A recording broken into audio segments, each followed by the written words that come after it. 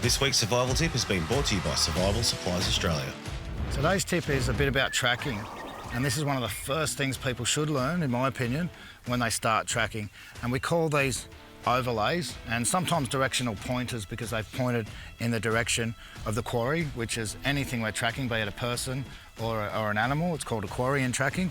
And in this instance, my dunny's just up there, and this is the vacant sign. So all these leaves have been pushed over this direction and locked in behind that rock there, giving us a directional pointer that nobody's in the toilet if they've used this track. Now, if I walk back through, you can see all of this foliage that's bending this way will push in the other direction. Now, it can give a false reading as well if the plants have been, I guess you could use the term, trained to head in a different direction. If you've got a wallaby that gets up the same time every morning and heads out, this is his or her outie, and then goes back into the bush in another spot every day, they are creatures of habit, then the plants can be sort of bent that way and trained to go that way, so you can walk through and they can fling back in the other direction.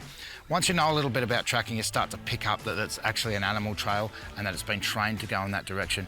Flowing water that always flows, especially off the side of a hill, is going to train plants to move in a certain direction as well. But when you get into those really fine details, you can start to pick up in which direction the quarry, the thing that we're tracking, be it a person or an animal, was heading. Now, this seems really, really simple, and it is. Tracking doesn't give you a magic wand to be able to just find anybody anyway. It doesn't automatically give you psychic abilities. It's a whole heap of common sense, build up over time. And they say enough common sense is genius. That's the true essence of the tracker, is someone that's just built up so much experience on the ground, looking for sign, which is anything we see on the ground or anywhere around. So if you spend enough time really paying attention to what's going on the ground, you yourself could be a tracker.